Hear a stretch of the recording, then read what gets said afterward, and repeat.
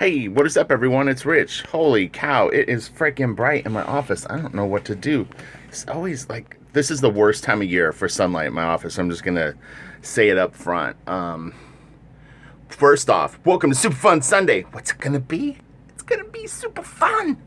All right, so I went out to my storage slash bookstore, aka the Batcave. Hundreds of feet below the city lies my bunker with all my books. I snapped a photo of just a small section of it for Instagram yesterday. So check out my Instagram if you're not on there. I'm telling you, I've been posting some fun stuff. So I had mentioned this book before, the Michael Hampton book. There's two versions of it. This is the second version that I have, which I believe is actually the second, like the reprint of it. So when you're looking for the book, this may be the cover that you see, which is fine. They're both very, very similar. And some of the material is redundant, but I believe this is the second version of it. But yeah, I couldn't find it when I had done a thing on it. So anyway, Michael Hampton, figure drawing, design and invention. These are great, great books. It is slightly stylized, you know, all these artist renditions of anatomy generally are, but this one really breaks it down well, and it'll give you a nice chunk of good information to have in your head. But I would always suggest, if you're going to try to learn anatomy or figure drawing, couple it with 5 or 6 books. Pick, you know, the ones that you respond to and that you see that look cool to your eye, because that's going to get you drawing. And have maybe 1 or 2 nuts and bolts ones, meaning, you know, Peck's Anatomy, or there's a book that I showed in one of my other videos. But anyway, and so I also found this. It was interesting. Scott Williams actually just commented on Instagram about it. So when Scott, myself, and Sandra, and we were experimenting with different paper that Strathmore was sending, because the DC board was ripping and tearing quite a bit. You know, there was a lot of back and forth. So they actually had sent us these sample books of their paper, and I came across this yesterday. And I had never really tried it out, and kind of actually completely forgot that I had it. So, you know, Scott brought up a good point, which was, you know, this book now is 5 or 10 years old, and it's, you know, you just can't guarantee that the paper that they're making now is the same quality as this. And I'm not saying that any of this paper is going to be good, but that's the rub with paper. And I'm starting to think that it's kind of like Moby Dick. It's the search for the white whale that doesn't exist, and ultimately it's going to come from having just good paper, meaning something that's decent, and what you can pull out of your hands and tools. You know, it's got to be a balance of that. You know, a great guitar player can make a shitty guitar sound like them, and a great artist, even on so-so paper, will be able to deliver the goods to a decent extent. So, you know, it's one of those things. If you can find paper that works overall, then do it. So, all right, this is the book I picked for Super Fun Sunday. Spectrum presents Rough Work, Frazetta. Is it smooth? No, it's rough. Frazetta doesn't go smooth on anything. He roughs you up. He's a man's man. No, I love Frazetta's work so much. He's probably my favorite artist. And you know, I kind of consider myself sort of a newbie in terms of a fan of his. You know, I've been a fan now for maybe 10 years, but you know, I was aware of his stuff as a kid. You know, he has some pretty iconic images that you know and you've seen. But at some point I got into fine art, started kind of doing this sort of back and forth, I don't know, like forensics on like this influenced this, and then Rembrandt did this, and Goya did this, and, you know, God, there's so many artists that I'm into from that era. And anyway, but Frazetta became in the mix, and then I was like, wow, okay, man, this dude is so awesome, and he's just a cool guy.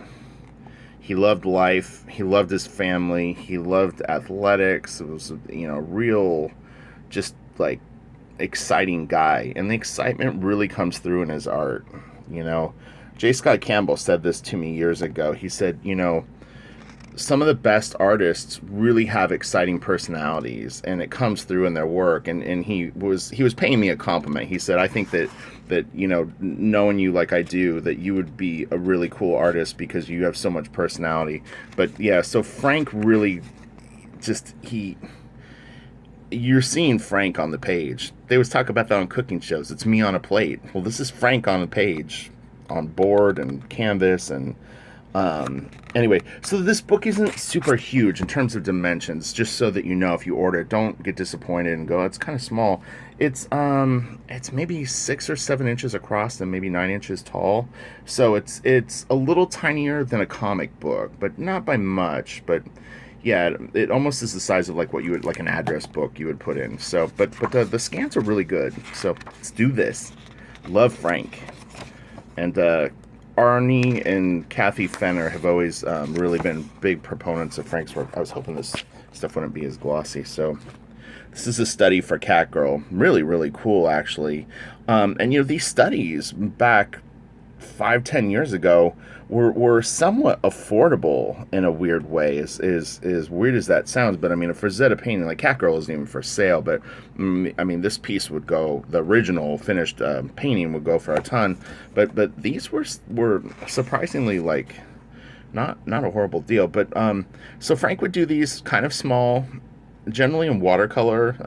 His go-to comment is that he used an old Disney watercolor set that he had gotten. I would assume maybe a trip out to Anaheim at some time with the family, or I don't know, maybe at like a local Five and Dime or something. He picked up this like Disney watercolor set, and it was kind of the main thing that he used. I mean, the only thing that I would press on that is look, there's only a limited amount of paint in a kid's watercolor Disney set, so I don't know if he was buying them again and again, or what the deal was, but I would assume at some point he probably was using professional watercolors, but maybe the catalyst for it was his Disney watercolor set. I'm not trying to debunk the myth, but you know what I mean, like, I've seen watercolor sets that you're not going to get a lot of pieces out of one of those. But the colors, you can tell that the colors are really like the cheap red, although it's actually, I don't know if it reads in the camera, but the upper part of the cape is actually a pretty lush red. And you can't tell sometimes on scans, though, because they may have bumped up the saturation on it. And also if it prints a little darker, it can kind of change the hue. Really beautiful thing.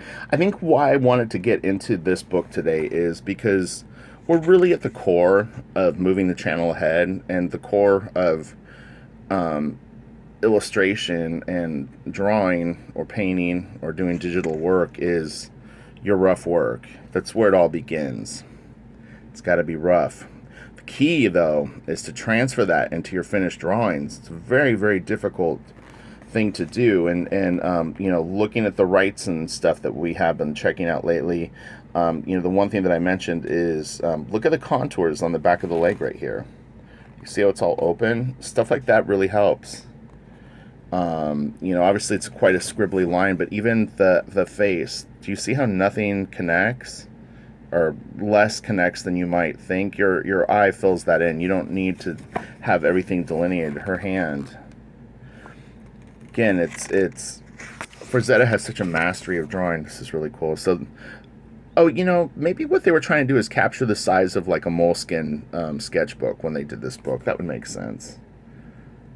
So this is the cover of one of his old sketchbooks. This is not a Frazetta drawing, but these are the things that he would knock out drawings with. And, the thing is now is everybody, well, not everybody, but there was a trend with like your sketchbook becomes this sort of like artistic masterpiece. I think that it's a very, very dangerous approach to a sketchbook, and I'm totally guilty of that. And I have dozens and dozens of sketchbooks to prove that trying to go through a sketchbook and fill it with like James Jean level sketches is not really a great idea, although people do it. And like Miles Johnson would be an example of someone who has done a good job on it. But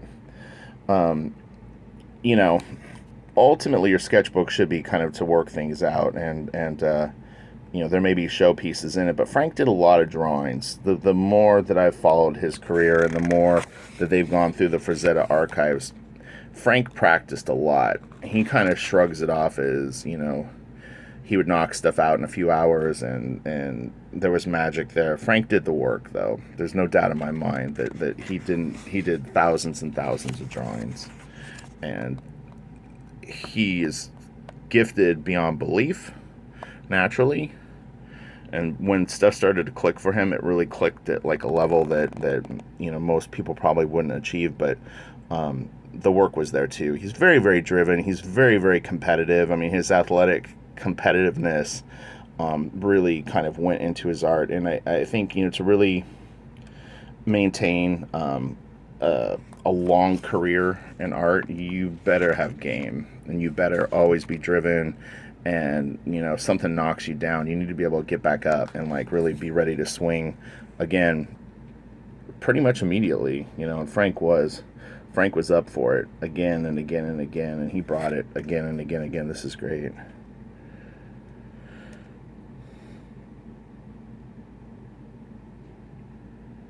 And again, just to be clear, this is all my opinion on stuff. So if you're a Frazetta expert and you disagree with what I'm saying, I totally respect your opinion. I'm just giving you my POV on Frank. So I'm by no means an authority on his stuff, but just as a fan and a huge fan, I've done the work on Frank's stuff. I've spent a lot of time studying it, collecting it. I have thousands and thousands of Frazetta, like JPEGs and stuff like that I've saved. It's rare that I see something online that I haven't seen before. Although over the last couple of years, little stuff has popped up. It's been really, really fun seeing things the family has unearthed that Frank has done. That's really, really nice. God damn. And Frank had some. I wish I should have jotted down some of the more obscure influences that he has, but there's a few artists that I've discovered over the last like 5 years that I'm 100% convinced that Frazetta not only was a fan of, but pretty heavily influenced by. And they're not the ones that are generally listed in the books, but Frank clearly had access to either a library, could be a local museum. I don't know what it was, but it's just not a coincidence. But yeah, he pulled from some really, really great artists. If at some point I'll do another Frazetta video, and I'll do the research beforehand and I can give you the names. But I follow so much art online, it's sometimes difficult to assimilate it all. But yeah, he had some really good influences, and those artists are well worth pursuing too, because they did fantastic work. And they're most of them aren't contemporaries of Frazetta. They're kind of the generation before, maybe even generations before. Like two removed. But even thematically, it's similar. It's like some of the pieces, the layouts are similar, some of the colors similar, and the content is as well, which is cool. I always got the impression that Frank maybe was a little, I don't know, like he really was concerned about his legacy. They talk about it in the movie that he, he was very, very aware of what he was creating and kind of what he wanted to leave behind. And I mentioned the story that people are going to tell about you. Frank was very mindful of that and kind of tried to manicure it. This is so awesome. Really, really cool. That hand is great, even though it's so loose, but man, it is just like killer. That's nice.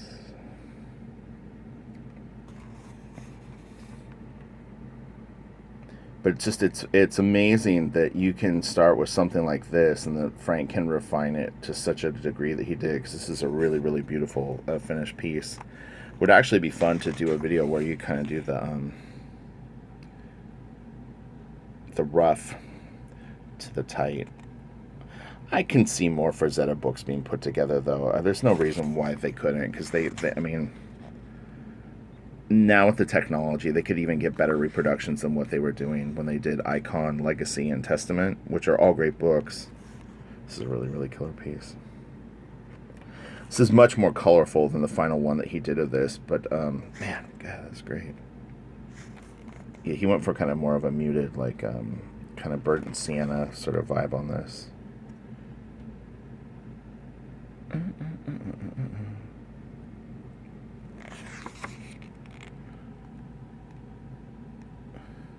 Frank changed the game. There's no two ways about it. He was so heavily influential in the fields that he sort of popped up into that, I mean, I honestly think that you definitely can still feel the impact, and artists are always, I think, rediscovering Frank's work. And there's other artists too, but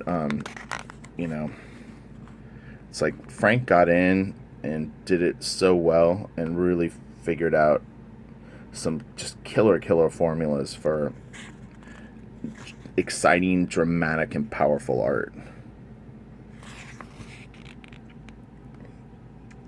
And he there was a lot of sex in his art too.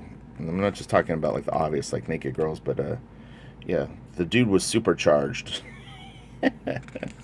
He was the alpha male. That's actually there's other levels of it. Man, that's so nice.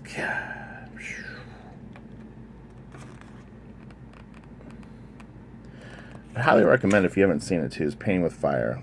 It's on YouTube right now. You can actually find it for free. But I would just buy it because the DVD is 2 DVDs. There's tons and tons of like bonus stuff on it. There's a phone interview with Frank. There's director's commentary. I mean, the movie itself is killer, and I've seen it tons of times. But yeah, I would just look for a used copy. I would honestly, if you could get it for less than $60, I would pull the trigger on it in a second. And I would even go higher. Eventually I'm going to buy even a second copy for myself. They may sell it at the Frazetta Museum. If you go to the official Frank Frazetta website, they may actually still sell it there. I've seen photos from inside the museum, and it looks like they actually have it there. But yeah, I would give it my highest recommendations. It's 5 stars all the way. 5 stars. You know what? Because it's Frazetta, it's 5 plus 5 stars. Alpha. So for people that follow my YouTube channel, I'll be back on my normal schedule the new normal schedule, 4 days a week, in 1 more week. I should be done with this deadline. I have 5 pages left, this crazy deadline that I've been on. This is interesting. So yeah, these pieces, man, the watercolors are such wild colors, this helped Frank work it out. It's pretty amazing. Like I need to do a study of sort of the back and forth on these. This is actually pretty true to the colors that he used. I mean, it's not exact, but this is the Flesh Eaters piece, and although it's very one saturated and kind of all sits in a very similar value, except for the super bright stuff. Frank actually used a lot of this color palette on that. Yeah, you can see that's that kind of that cheap red in the clouds right there that the watercolor set had. It's very kind of looks like fruit punchish red. It's got some magenta in it.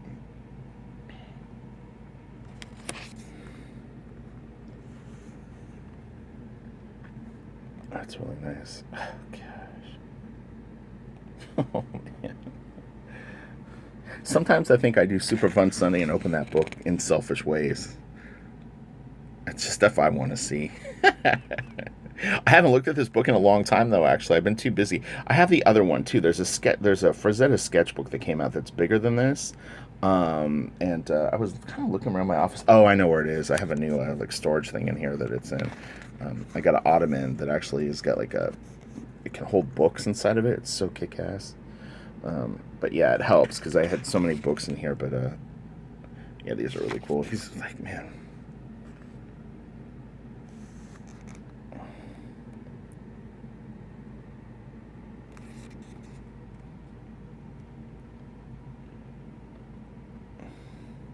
The lamb that time forgot. Frontis. And, they talk about in the Frazetta movie, one kind of fascinating thing about Frank's work is he actually got to the point in his career where he could actually just draw whatever he wanted, and the publishers like Doubleday and stuff like that would actually just kind of find books to put his covers on. And it's not to say that he'd never take gigs. Wow, that is really kick-ass. I don't remember that. Dude, it's like a cat lizard. Man, that is dope. Yeah, the anatomy is a little tiny bit different than reptilian. It's got some sort of feline characteristics, but that's really nice. But yeah, so Frank at one point was able to really just kind of do whatever he wanted, and they would be like, "Oh, all right, we'll put it on this fantasy book." And I think Joe Jusko talks about the thing that didn't even really matter, like if you bought the book and that wasn't in the story. And I kind of vaguely remember that as a kid where. Like, you'd read the book and go, that scene never happened in the book, but it you didn't really care because you figured, well, the characters probably did this at some point. It seemed, in an abstract way, you could kind of connect it is it's just like an additional moment they maybe had in their lives, and it shows like how badass they are, the threats that they sort of face. These are really nice. I'd be curious if these are actually in a sketchbook or if these are. I'm assuming these are probably on canvas. Let me see. Yeah, it is. It's canvas. I can see there's a texture there. But yeah, it's kind of neat.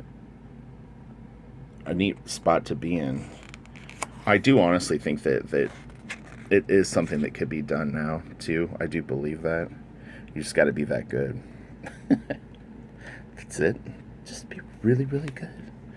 You just draw stuff, and they'll go, "Hey, we'd like to hire you for a job." You're like, "Yeah, good. Here, I got pieces done." Like, well, we want to edit and art direct a piece. It's like, nah, it's not really going to happen.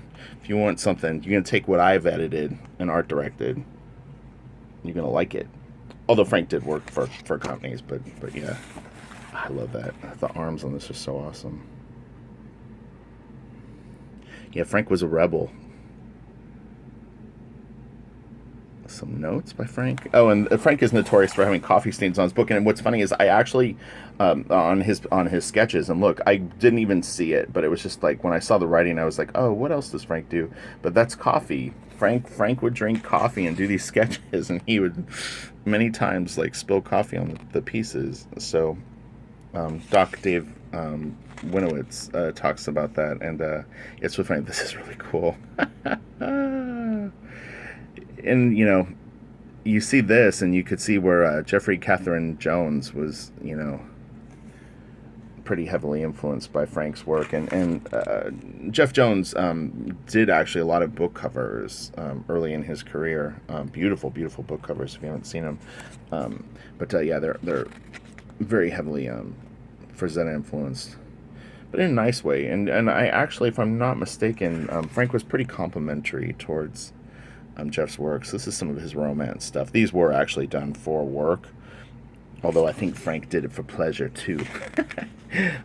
But yeah, this is earlier in his career. They're really, really nice, but you can find them online. But yeah, he did a bunch of kind of like full size pinups and covers for these sort of, I don't know, whatever, magazines of the day or comics of the day. This looks like a little, yeah, 92. I was gonna say this looks a little later in his career. Really nice rendering there, man. Good stuff.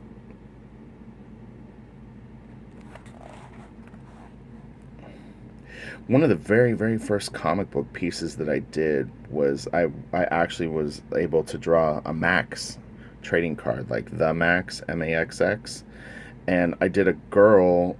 It was in the Savage Land or whatever it was called in the thing, and it was funny is I did a shot of a girl pointing her finger like this with kind of like a Mucha Gustav Klimt vibe and a little bit of Frazetta, and I didn't really know what the influences were that I was pulling from, but it is really funny to see it because it's like that early into my comic career. I mean, it was just, I had only been working professionally for maybe like 6 months and wasn't really aware of any of the three influences other than I'd probably like just sort of assimilated them at some point in my life. But yeah, it's funny, and still to this day I'm kind of driving towards that in some of my work. But it's definitely Frazetta influenced. It's Mucha and Klimt, very funny. But I really believe, and I've said it in other videos, that your drawing DNA is it's set up pretty early in your life, and you'll really, what you ultimately do is you get better and better at refining things. You bring in a lot of other stuff, but your bad habits and good habits are kind of sort of encoded into you. And if you don't pay attention, you'll drift into the bad habits really quick, and they'll come back. And you can see it the longer you follow an artist. You can kind of tell when they're focused or not based on the piece and where it's at with things. I find it very obvious now, especially as I've been involved in comics and art now for 20 years. I can see it right away. And Instagram is a pretty good tell on it, of like what people are capable of. and the good habits and bad habits. You know, like you see enough pieces from someone, you go, ah, okay, yeah, I know what's going on here. But yeah, Frank really doesn't have a lot of that. It's pretty interesting. Is that there's definitely things that he drifts back to, but man, he drew a lot of different stuff. A lot. That's so killer. But yeah, hopefully this is interesting, and I hope everyone's having a great day. And if not, I hope it's a little better after you look at this awesome, awesome art. This is really nice, very creative, man. And you know, this is pre-freaking internet. Frank didn't pull up some Google image of like lava flowing and then like lightbox it and then sample colors with a color picker in Photoshop and do all these cheats. This dude did muscles. He'd go to the library and find probably some old crappy black and white photo of like lava, if even that. Maybe he would just draw it out of his head. He talks about that a lot, and it's pretty believable, pretty nice. I can pretty much guarantee Frank never saw a freaking lava flow like this. The beasts of Tarzan. But yeah, I hope this is fun. I think this is really good, and you know, put this in your mind that you need to be sketching and drawing and trying stuff, and then you're gonna have to slowly over a period of time bridge these sketches into finished drawings, and it's very, very challenging. This is high level stuff. Like this piece right here, Frank is really drawing exceptionally well right here. This is super solid, and like when he was on fire, man, look at that. He really understands form, and a lot of that comes from Bridgman. Well, I won't say a lot, but a portion of it comes from studying Bridgman, and also Vanderpool. And I mean, he got away from that stuff fast. I think once he understood the fundamentals, which he supposedly kind of got pretty quickly, he was off and running. And then he had a great peer group: Al Williamson, Angelo Torres. Kind of spacing on some of the other names, but you know what I mean. Like he was around really talented people.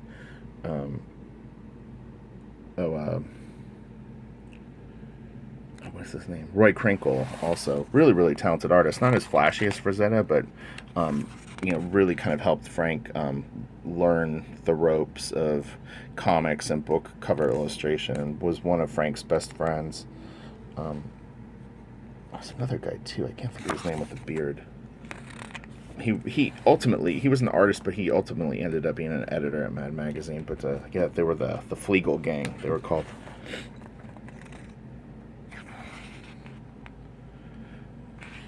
But yeah, this is a great way for me to start the morning. Although I have to work on comic book stuff, inking.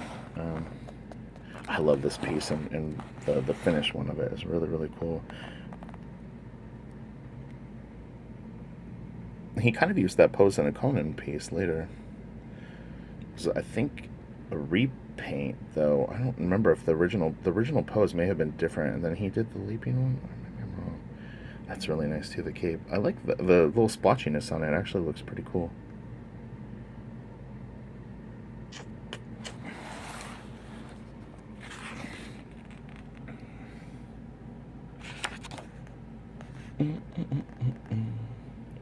Do you even Frazetta? That'll be the new hashtag. But yeah, his family is keeping the flame burning, and they've been pretty active with the Frazetta girls, which is his daughters, kind of going out and doing conventions and stuff like that. And then also his grandson is on social media, and I'm friends with him on Facebook. I haven't been on Facebook in a while, but yeah, this is really cool. This is a very stylish piece for Frank, actually. I don't know if you've ever seen the actual finished version of this, but yeah, it's pretty unusual. It almost has a contemporary feel in terms of like something you might see in concept art. Like it's way out there. This is great. God, man, it's so awesome.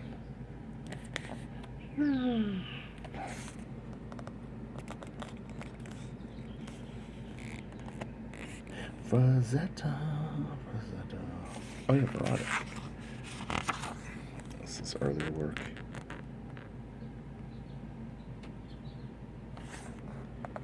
But yeah, so there you go. Look, it's sort of grounds it a little bit. This is still very, very nice, but more simple. This almost like...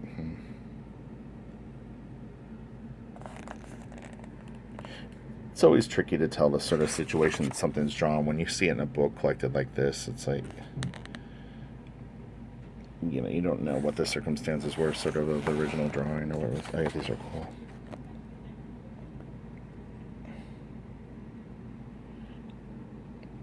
But I mean, you could see, like, this is stuff that he drew before he did the pieces.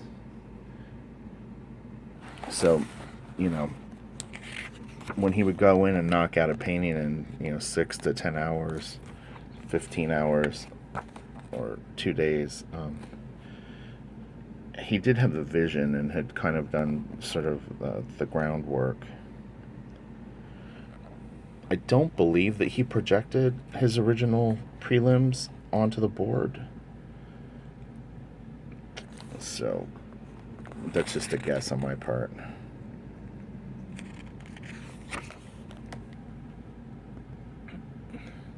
So I'm checking the camera to focus.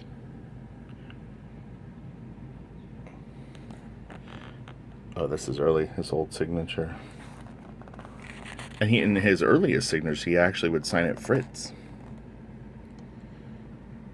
That was his nickname, was Fritz.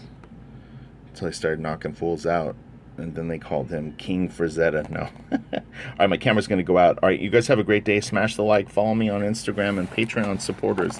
I love you guys. Thank you. I will be back either tomorrow or Tuesday with more of that writes and inking video. Okay?